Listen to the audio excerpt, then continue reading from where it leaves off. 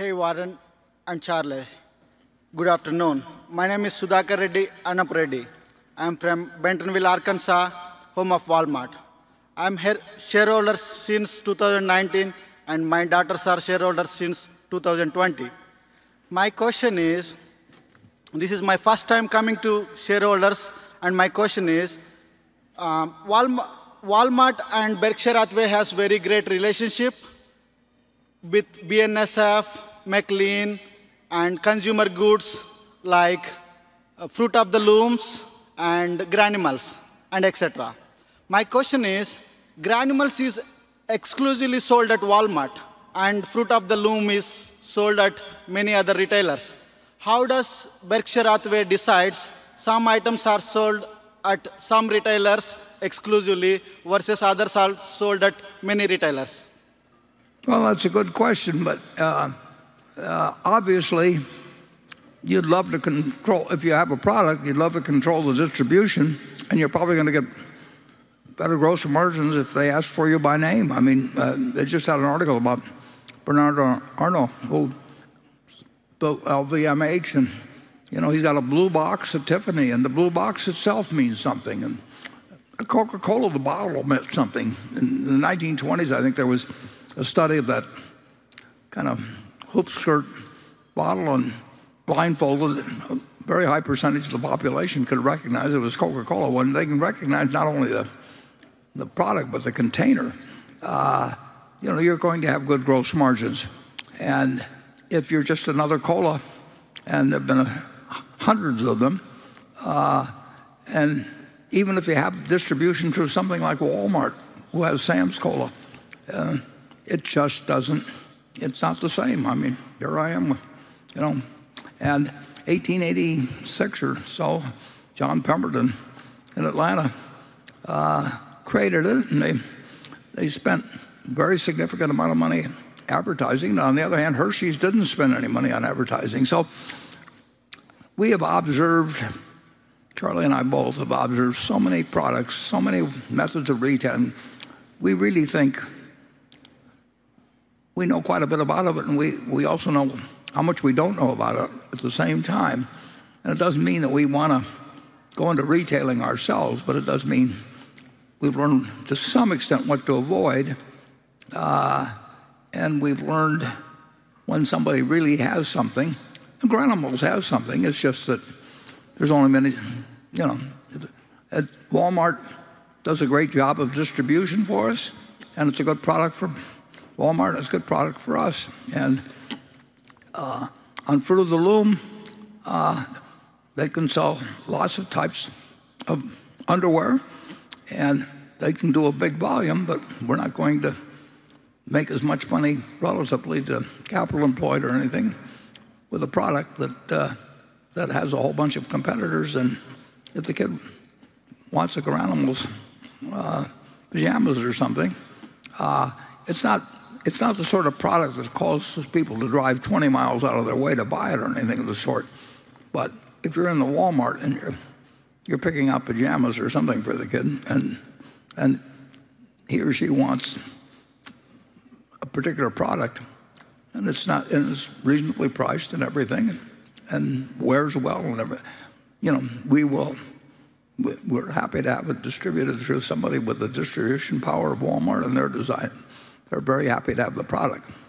On balance, it's obviously better if you own See's Candy than if you own the no-name candy company.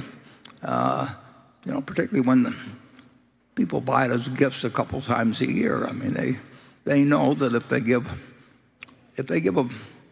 their girlfriend, if they give someone in a hospital, if they give a gift at Christmas or going to a dinner, they know if they hand a box of candy to somebody, they don't say at the same time, "Here, I got a wonderful deal on this candy." I mean, it just kills the moment, right? What they really want to see is a smile on the other person's face that they're receiving it, and they get it. So, knowing what customer, and See's box chocolates, are not remotely the market that soft drinks are, and the product does not travel particularly. Hershey's chocolate didn't travel. I mean, if you look at candy bars, what's popular in the UK isn't that popular in the US and all kinds of things.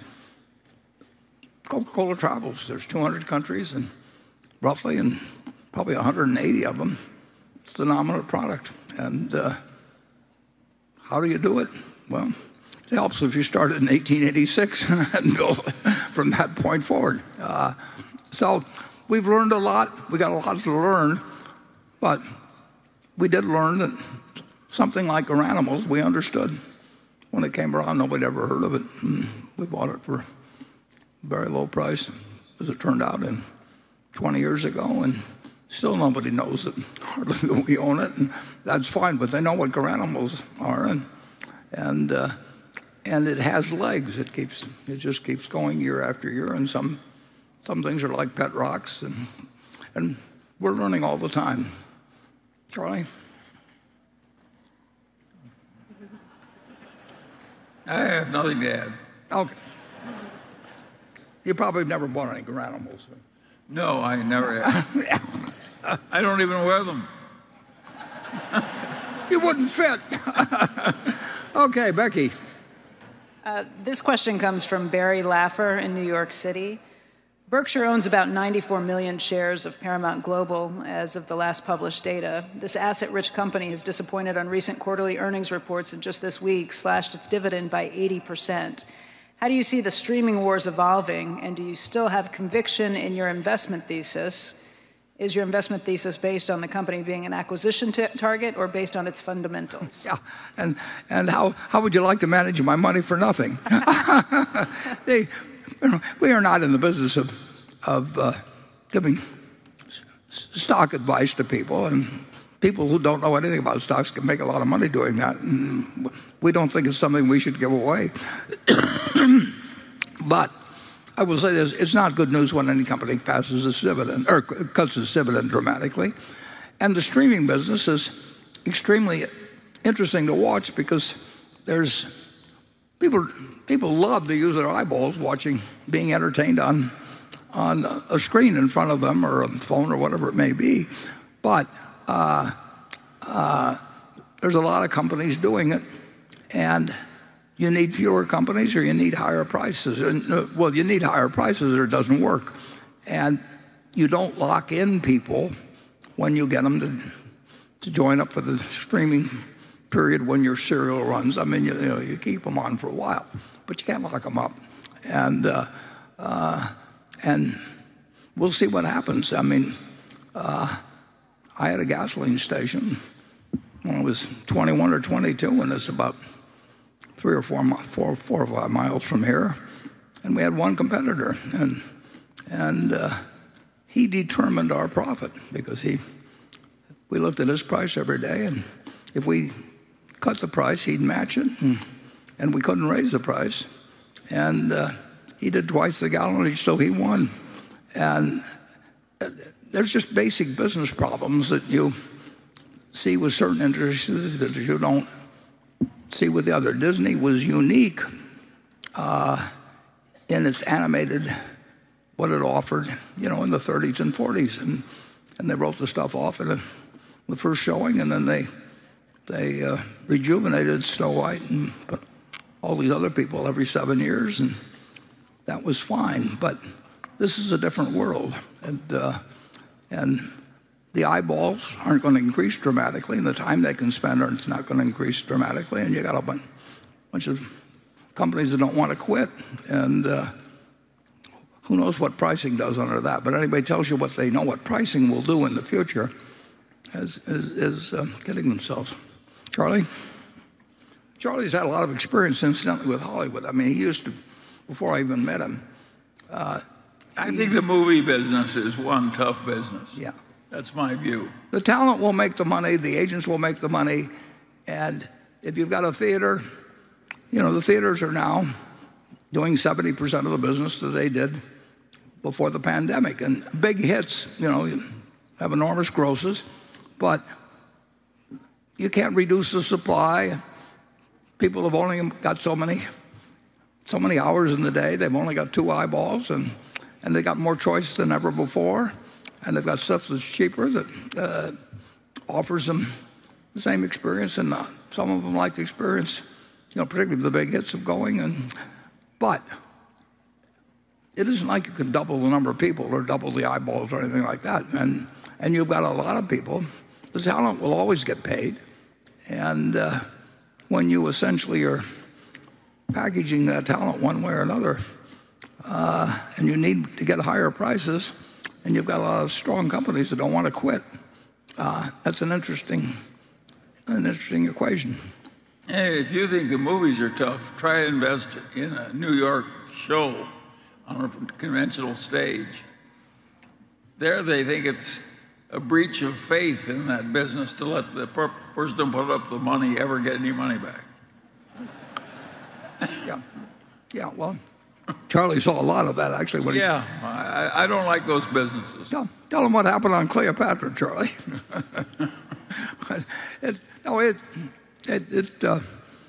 It's a business that everybody's tempted to go. They love the idea of going in it, and they get a certain amount of psychic income, but I never owned any racehorses either. Well, my father-in-law and I used to talk about claiming a horse at Exarban, but we never quite got around to it. We had a lot of fun going to the track together. Okay, section 6. Good afternoon. My name is Hannah Hayes, and I'm a high schooler from Iowa.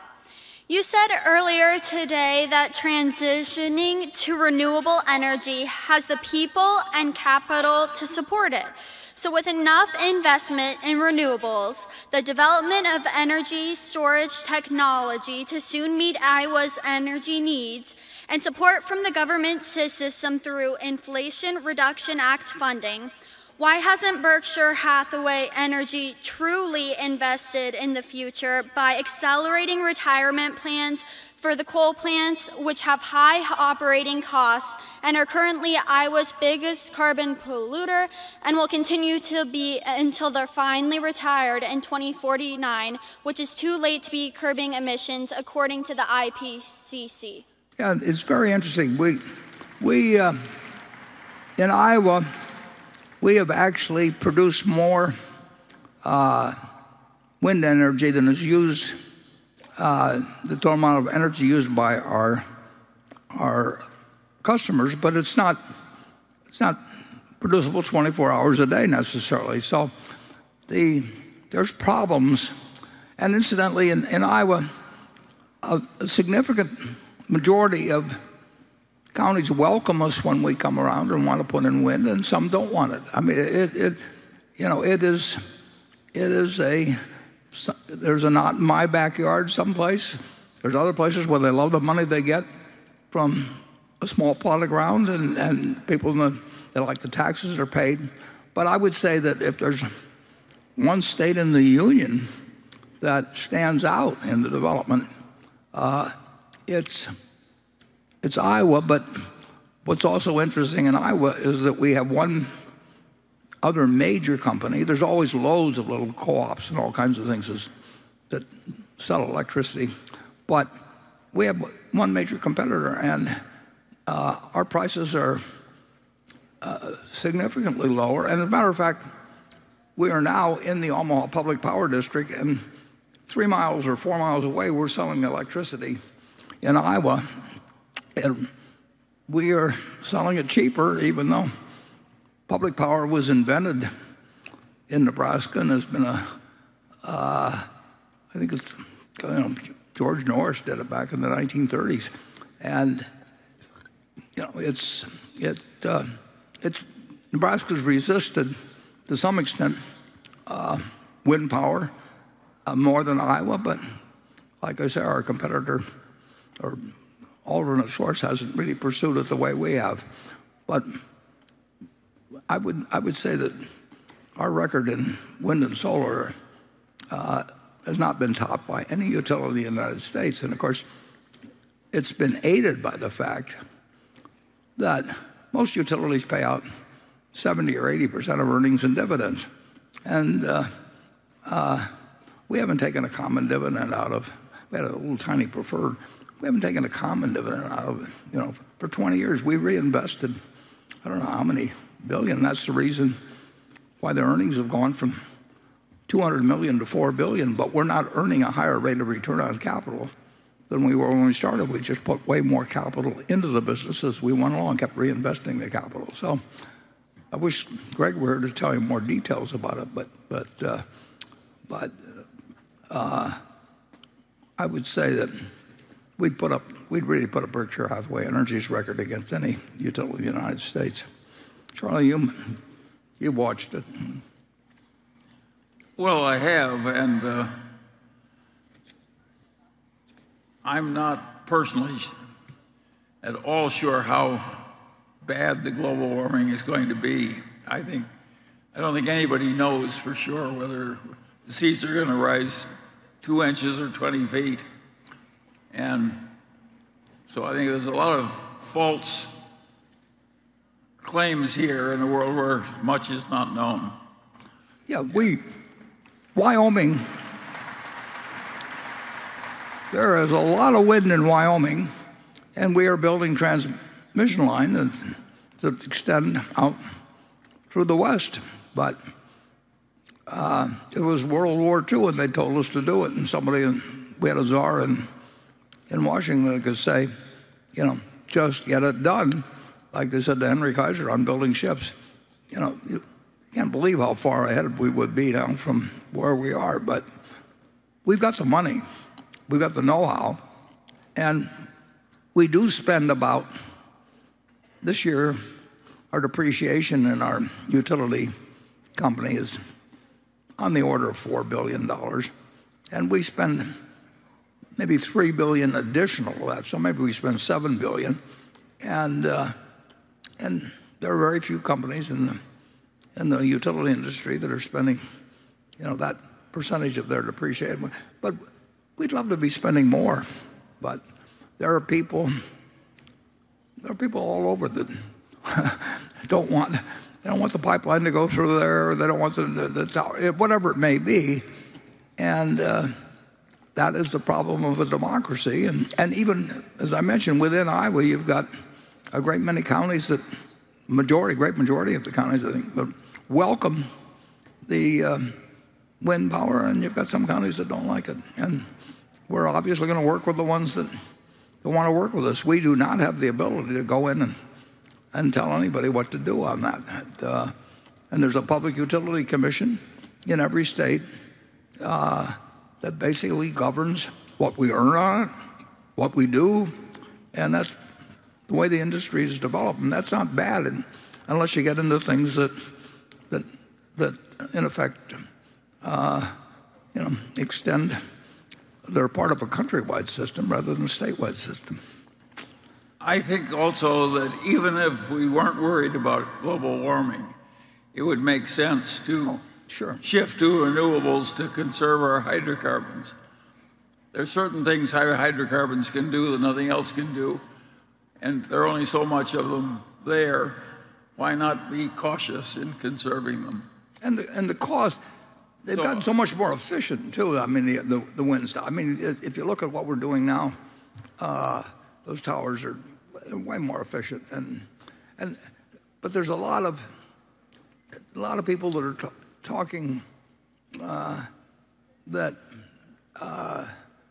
they're talking about things that can't be done, and then there's a lot of nonsense in this field. Yeah. If you like nonsense, this is the field for you. No. Well, we're in the field, so I know. Okay, Becky. This is a question from Monroe Richardson. The Wall Street Journal reported in March that oil producers are producing less oil and may have reached their peak in the Permian Basin. Given the major positions of both Occidental Petroleum and Chevron in the Permian, would you please explain the rationale for Berkshire's significant holdings of both those companies, considering that future outlook for oil there? Well, there's no question. It's really interesting about oil, and Charlie knows way more about oil than I do. When did you buy that royalty in near Bakersfield or wherever it is? But that was before I met you, right? Yes. No, it wasn't before. Yes, it was. It was just before. You're right. Yeah. And that goddamn royalty is still paying me $70,000 a year. And what'd you pay for the? $1,000. Yeah. Now that's the opposite of the Permian. My dad bought $1,000 or $1,500 worth of royalties before he died in 1964. He left them to my mother. My mother left them to her 2 daughters, and my older sister died, and my younger sister's here today, and she gets these checks every month, and she knows about all these different fields and what they're producing, and that's the reality of half of the oil production, or something around that, in the United States, and then the other half is shale. And if you've gone to the movies and ever watched oil, you've never watched the things that are pumping out Charlie's royalties in California. You see these gushers of oil. Well, in the Permian, this should sink in on you. And the first day when you bring in a well, it may be 12,000 barrels, it may be 15,000 barrels, and it's dangerous. Occidental had one come into, I think, 19,000 barrels or something like that, one day, and in a year and a half, it becomes practically nothing. It's a different business, in effect. And the United States, it's interesting. We use whatever we use, maybe 11 and a fraction. Well, we produce 11 and a fraction million barrels of oil equivalent a day. But if shale stopped, it would drop to 6 million very fast. Well, just imagine taking 5 million barrels a day out of the production in the world, and then we're also taking down our strategic petroleum reserve. Strategic petroleum reserve is the ultimate oil field. You don't have to drill. It's just that we've got it, and it was supposed to be strategic, but it gets involved in politics, and so there's when you talk about the oil business, you're talking about different kinds of businesses, basically, and we like Occidental's position in the Permian, and we wouldn't like that position. It got to minus one day. It got to minus $30 a barrel. That was crazy, of course. But if oil sells at X, you do very well, and if it sells at half of X, your costs are the same, and it doesn't change the production, and it doesn't work as well. But it also brings down the oil production of the United States very fast. So we don't know what oil prices will be, but we do very much like the Occidental position they have, and that's why we financed them a few years ago, and it looked like it was a terrible mistake when the oil market just totally collapsed, and then it changed around, and we bought a lot of the common stock. In the last few months, they've reduced our preferred, which we don't like, obviously. We'd be disappointed in them if they didn't reduce it. It's intelligent from their standpoint. So we've taken, of the $10 billion preferred, we've gotten maybe $400 or $500 million of it retired at 110% of par. But Vicki Hollub she's an extraordinary manager of Occidental. Her first job was with the city service. That was the first stock I bought in 1942. She knows what happens beneath the surface. I know the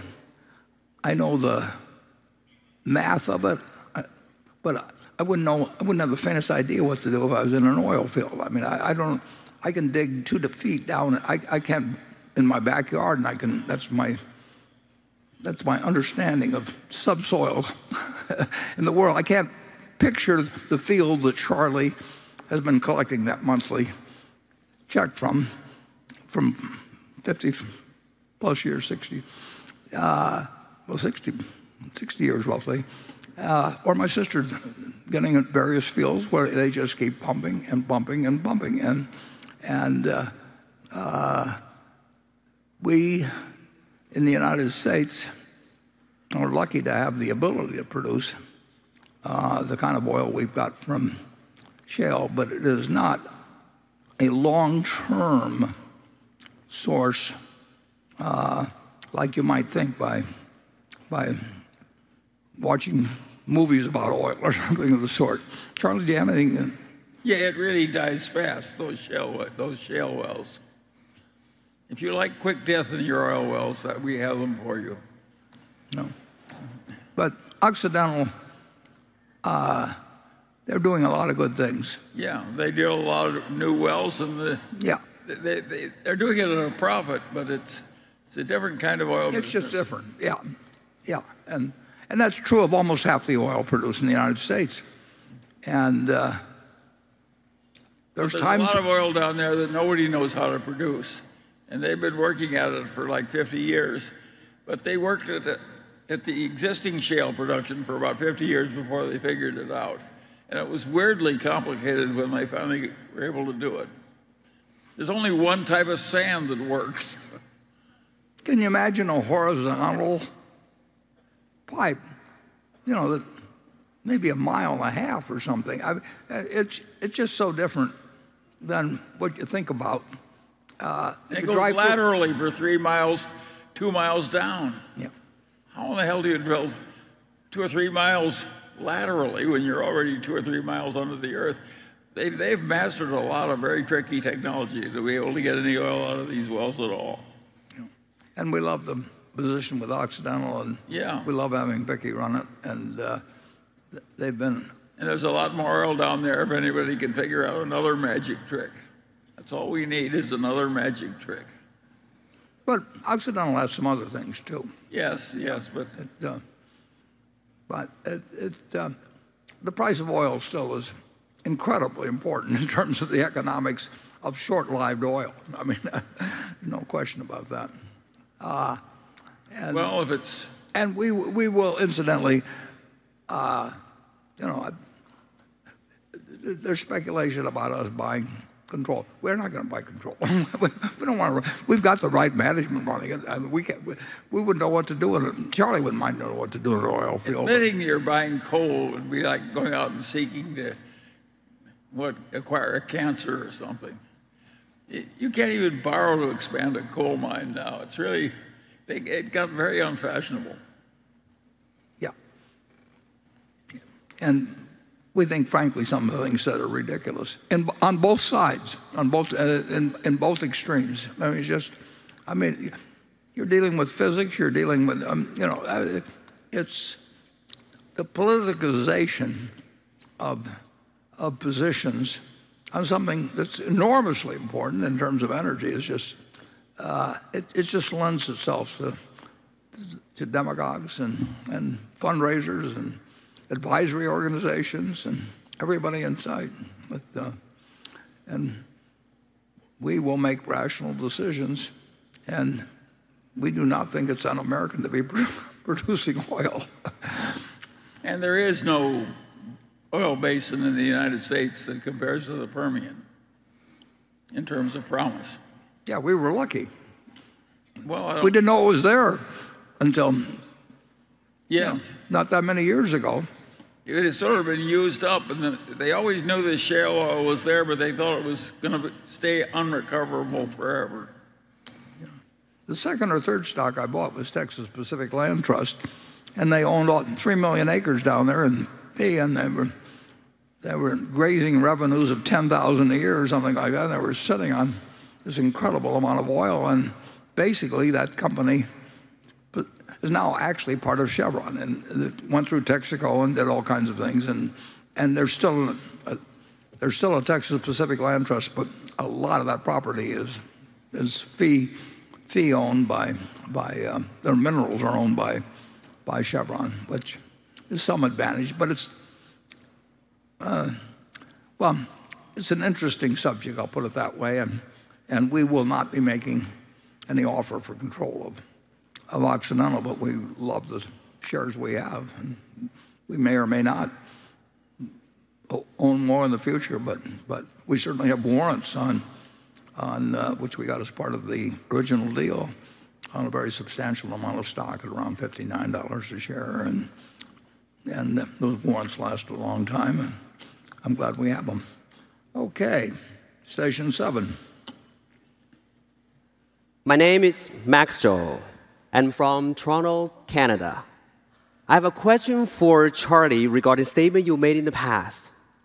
You once mentioned that you would prefer to hire someone with IQ of 130 who believes it's 120 over someone with IQ of 150 who thinks it's 170. I understand that you were referring to Elon Musk. Given the recent success of his ventures, such as Tesla, SpaceX, and Starlink, I'm curious to know if you still hold the view that Elon Musk overestimates himself. Thank you so much.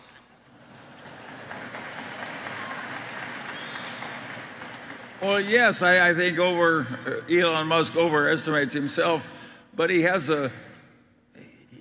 very talented. So he's overestimating somebody who doesn't need to overestimate to be very talented. There's a Bill Maher program, about a week old, maybe 2 weeks old, but he interviews Elon, and Elon does a terrific job toe-to-toe with Bill Maher, who it's worth watching. And Elon he's a brilliant guy, and I would say that he might score over 170, but he he dreams about things, and his dreams have got a foundation. He would not have achieved what he has in life if he hadn't tried for unreasonably extreme objectives. He likes taking on the impossible job and doing it. We're different. Warren and I are looking for the easy job that we can identify. Yeah. If we can do it playing tic-tac-toe, we'll do it, I mean, we have a wholly different way of going at life. The whole way. Yeah. But we don't want to compete with Elon in a lot of things. I mean, we don't want that much failure. Yeah. Yeah, and it takes over your life, and I mean, in a way that it just doesn't fit us. But there are going to be, well, there have been important things done by Elon already, and it requires, fanaticism isn't the word. Yeah, it is the word. Okay. Well, it isn't quite the word, but it's a dedication to solving the impossible, and every now and then they'll do it, but it would be torturous to me or Charlie, and I like the way I'm living, and I wouldn't enjoy being in his, but he wouldn't enjoy being in my shoes either. But, watch the Bill Maher interview. Okay, Becky.